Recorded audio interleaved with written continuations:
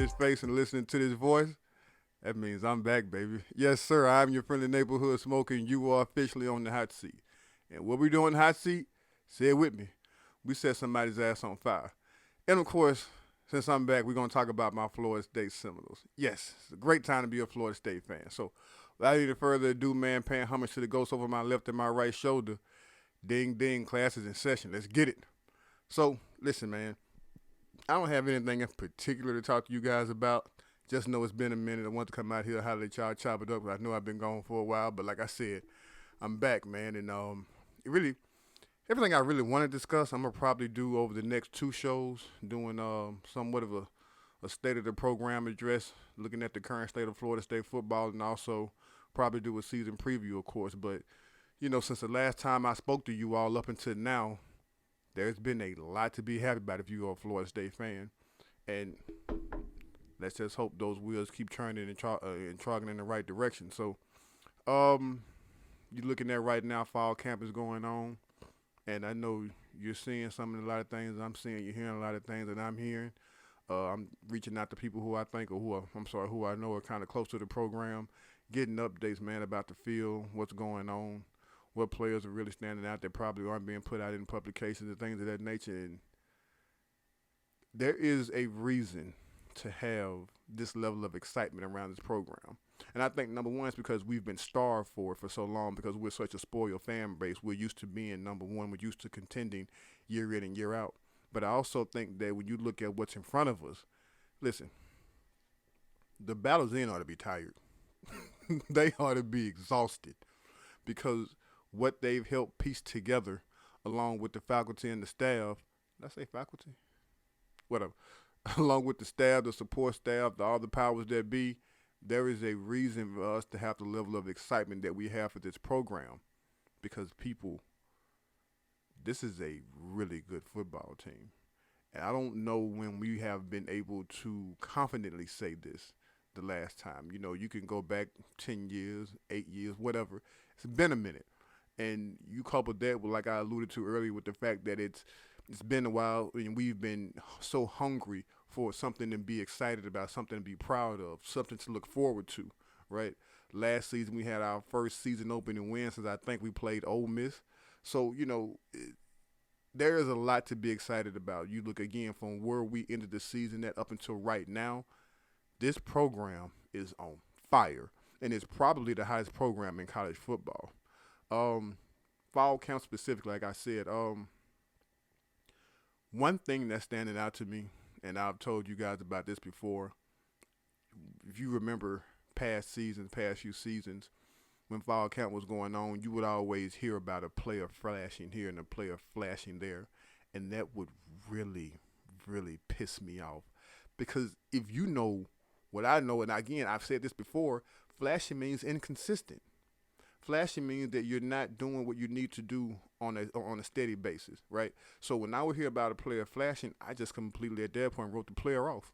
Because if you're not being consistent, there's no reason for me to. And you would hear about guys flashing that we were going to be dependent on that particular season. So if you were flashing, I didn't really want to hear that shit. Last fall camp, you saw less and less of the word flash. This season, this fall camp, I have heard very little to none of that word, and that really, really excites me.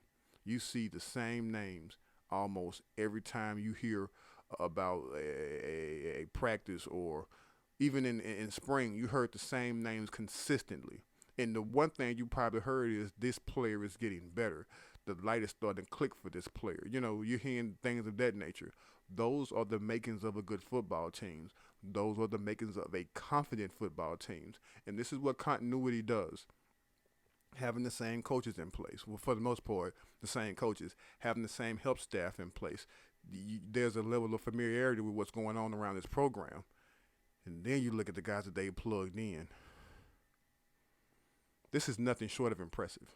Nothing short of impressive. And I'm telling you, there is a level of buy-in I haven't seen. The level of buy-in right now I haven't seen in Florida State since I can remember. And the excitement kind of creeps over into nervousness a little bit because of where you want this team to go. We all know, or at least we think we know what the ceiling is for this team.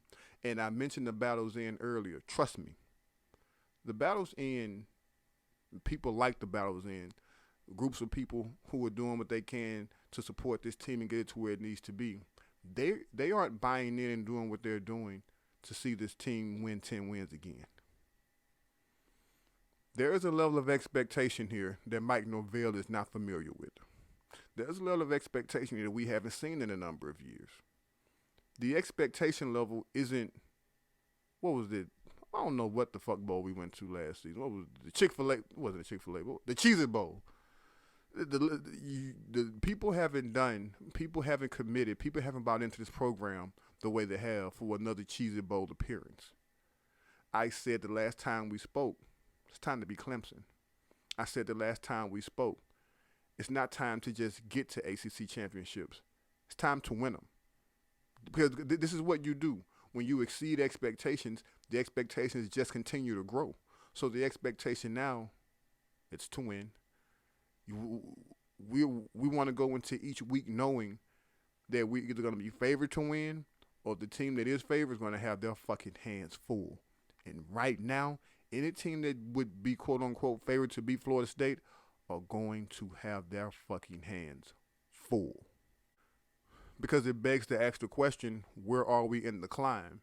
And I'm telling you, for a person who was on the record numerous times saying that Florida State didn't get it right, or I don't know if I said Florida State didn't get it right, and if I did, whoop-de-doo, but I was definitely not a fan of the hire. For a person who's been on record time and time again saying Florida State did not hire the right person, Mike Norvell has exceeded expectations, and he has answered a lot of questions.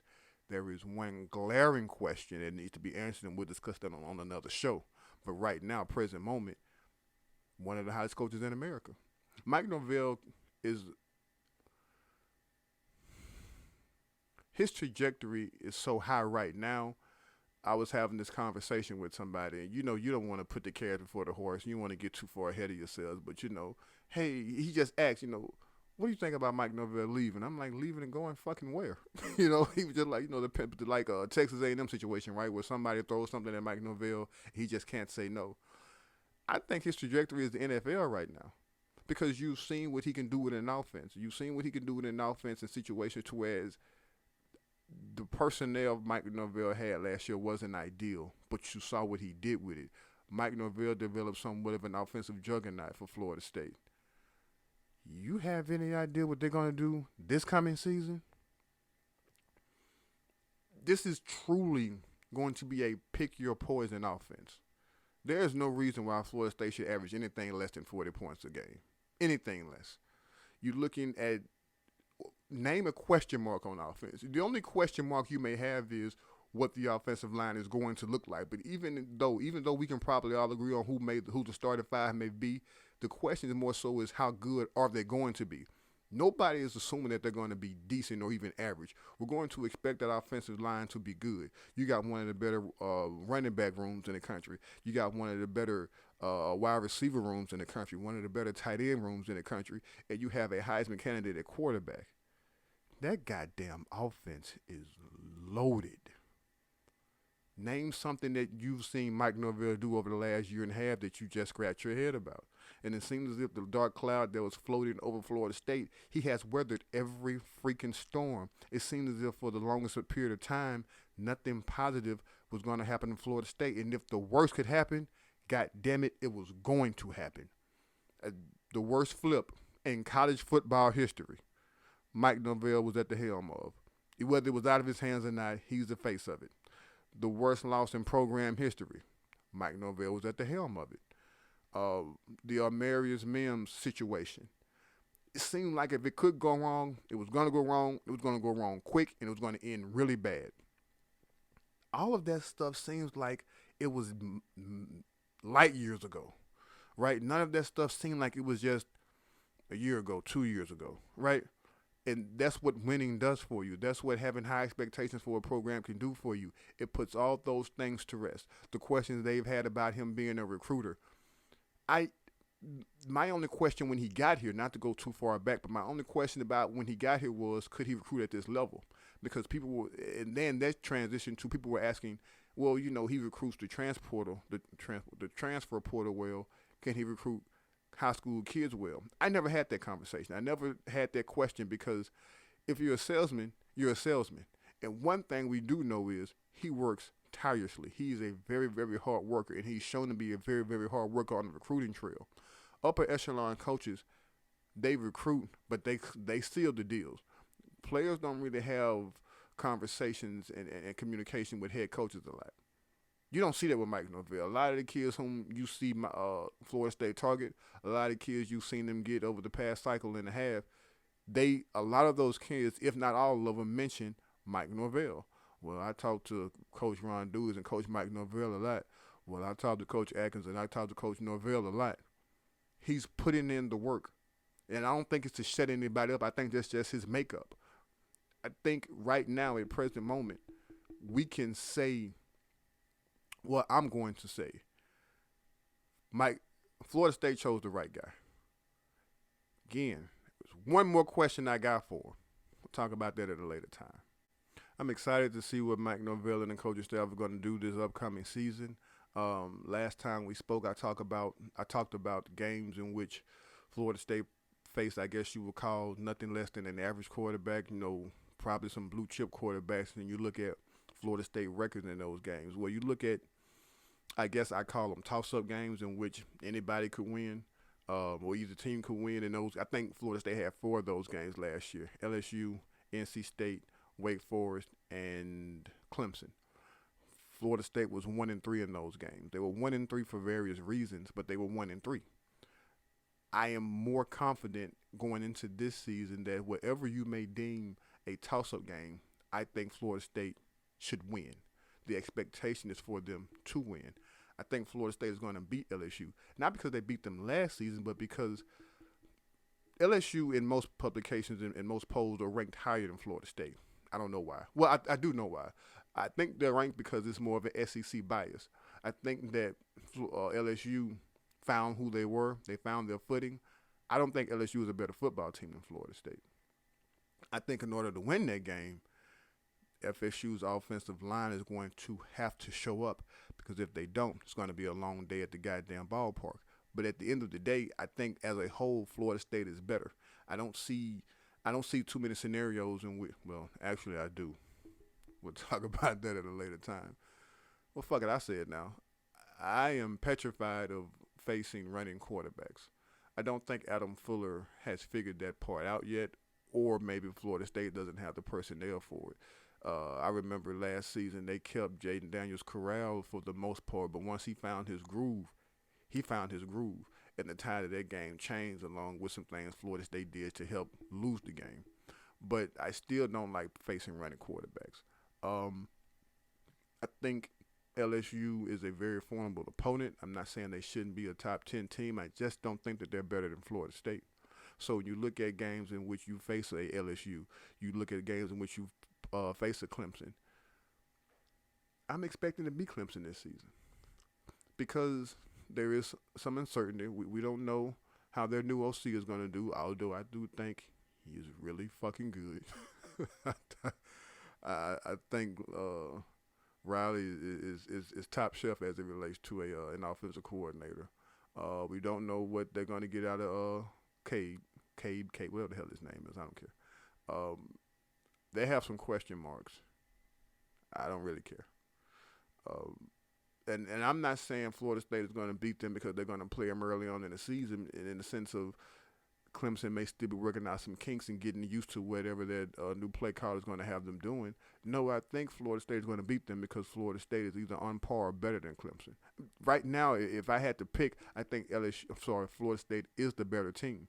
I don't know if Florida State has, on this schedule, I don't know if Florida State plays a team that I would say is better than them. We all circled the NC State game last season. We all circled the Wake Forest game last season, right? I don't have a game right now outside of the two I just mentioned to whereas I'm like, I don't know. I'm in wait-and-see mode. I don't. I'm just that confident in this team. And a lot of the reason behind it is what I saw last season, what I've heard about this season, and how they're approaching the fall camp. right now there doesn't seem like there's a lag anywhere.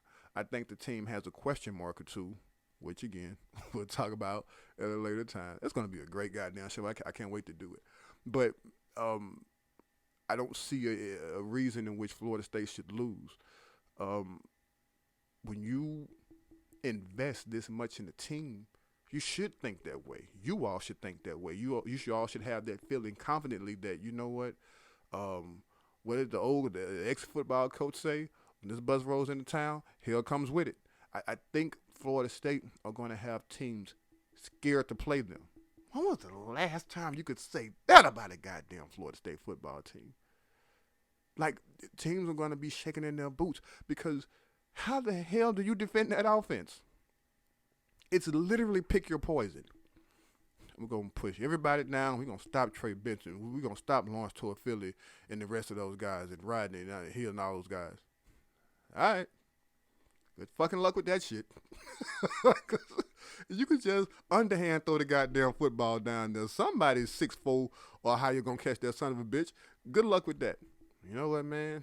Just going to bring everybody back and we're going to play zone. We're just going to sit back and we're going to keep everything in front of us. Okay. Good fucking luck with that. Florida State had 200 yards rushing by halftime. You know, and one thing I picked up a level of confidence in Mike Norvell is he knows where his bread and butter is, right? If you're going to do this, I'm going to do this. If you're going to do that, then I'm going to do that, right? Like, he's that kind of coach. You know, he'll let you dictate to a small degree of what they're going to do. Hence the Miami game, right? You can't stop this shit, so I'm going to keep fucking doing it. I've developed that level of confidence, and you know, you saw some growing pains as it relates to Mike Norvell coaching with expectations against his type of talent at this level. You saw some growing pains last season. I'm not gonna. I'll say it. I saw him learn from his mistakes as the season went on, and what more can you ask for? Because and I don't want to spend too much time talking about last season, but from a person who had them winning 7 games, hopefully 8, and they win 10. A lot of it had to do with progression, the maturation process, not just of the players, but of the coaches as well. And, you know, a few balls rolled their way. I don't see how you're going to defend that offense because they can get you in so many. However an offense can beat you, Florida State can beat you that way next season. That's saying something. You know how good or how talented you have to be to say that shit? Get in the comments and tell me, when was the last time? I have my own answer, and now I get with y'all in the comments. When was the last time you saw a wide receiver room like the one Florida State has right now at Florida State? Think about that. And don't just throw out no BS at me. Think about it. When was the last time you saw a fleet of receivers as talented as Florida State has right now? It's been a while, people. How do you cover those guys? Get in the comments and tell me this. If you were a defense coordinator outside of prayer, how would you defend them? Because one thing I know about college football or one thing I know about college football is this. All them goddamn defense is not good. Although defense coordinators aren't good. And even if you were a good defense coordinator, a lot of times you don't have the personnel to match what you want done. And most defense coordinators, from what I've seen, they're good at something. You know, the ones who you deem as great or whatever the case may be, they're good at something. And we throw the label of good defense coordinator their way because they do a lot of this. Doing a lot of whatever against Florida State's offense would get your ass blistered because they're going to do something else that you're probably not as good at. They're going to do something else that you're probably not as talented at. They're going to do something else that you probably are weak at. Because how many defenses are good on all 3 levels? Of the team that you came up with, how many times did Florida State play those teams? All right. Haven't mentioned defense for a reason. We'll talk about them at another time. But like I said, man, fall is going great. Hope it keeps going great. The guys whose names you hear consistently, ironically, are the guys we're going to be dependent on consistently throughout this season on both sides of the football. And I'm excited about that. Nobody seems, or there doesn't seem to be any remnants of, I don't know about this guy. I don't know about this position. There probably are some positions who aren't up to par with the other ones, but I don't know a position group on either side of the ball to where you're like, that could cause us some trouble. That's really good to say. Like, I feel really fucking good saying that. In recruiting, woo! Listen, guys, I pray for times like this. Like, oh boy. I pray for times like the times in which we could compete against Georgia and Alabama and Clemson and win. Like, you know how long I've been waiting for this shit to have, like, now you looking at a kid's top 4 and the top 5, and you'll see the Florida State logo, and you'll see some heavy hitters in the other logos, the Ohio States. I'm just talking about recruiting, the Ohio States of the world, the Texases, the LSU's, and you'll think to yourself, that's gonna be a hard get, and then you get it. Like, whoo! People, listen, that is exciting as hell to me, because one way to find out that you are truly quote unquote back is to win those recruiting battles. Florida State is winning those recruiting battles. They are winning those recruiting battles, and that is just fun to say. Not on some troll shit. I'm just saying, for the state of the program to where it is right now, that is really, really fun to say. And I probably should have did a show last week about, after we got KJ Bolden, because what a time to be a goddamn Florida State fan. But I had some other stuff come up, so that's why I'm here this week. But look at the KJ Bolden thing in the vacuum, and it kind of tells you, for the most part, where Florida State is as a program. There's a level of buy-in here that you cannot deny. It's getting towards, if Florida State comes into a picture for a kid, the other schools should worry. That's how it is with Alabama, and that's how it is with Georgia, right? Schools like that. Schools who have a incredible level of investment in recruiting. When they enter the picture, you should worry. Penn State entered the picture for Cromenhawk. He told them to fuck off. I'm pretty sure schools are still knocking down Cam Davis's door. He hasn't budged, right? This KJ Bolden thing is far from over. We've seen what Deion has done to Miami and Florida State in the past. Right now, told him to fuck off, right? And that was a big win for Florida State. That Charles Lester win was a big win on a few different levels. But again, when these teams are starting to show their face and they're starting to rear their ugly heads, we shouldn't worry as much, because the logo is starting to become the logo again. And when the logo is the logo, the other schools are going to be shaking in their fucking pants, not us. We were really worried about losing recruits because of where we were and how things were and the trajectory of the program. That started to become a thing of the past. When Florida State says they want a kid, those other programs, those other fan bases, they should start to worry. That should tell you where Mike Norvell and this program is, and it should tell you where they're going, because they're not done. I was scared of saying the P word on this program. Like, I wasn't going to mention the P word on this program for the entire season. I said that before I started doing this show. But fuck it. What's the use of bringing all of this talent back? What's the use of having this incredibly talented football team if you're not going to embrace the expectation? And the P word is playoff. Can you imagine, as this season progresses and they make the playoff, can you imagine how this recruiting cycle and the next one is going to look? I pray for times like this, guys. I pray for it. And it's here. Like I said, man, I'm not going to keep you long. That's all the time I'm giving. That's all the time I got. As always, you can follow me on the Hot Seat 19 on Twitter, Hot Seat 19 on Instagram. I've been really invisible on those sites, but I'm getting back to it. As always, man, if you gave me your time, I appreciate it.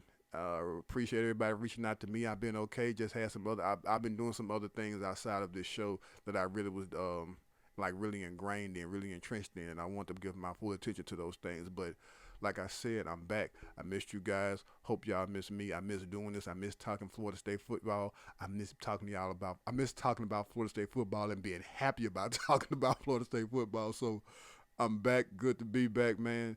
Until next time, y'all be good. You are officially off the hot seat.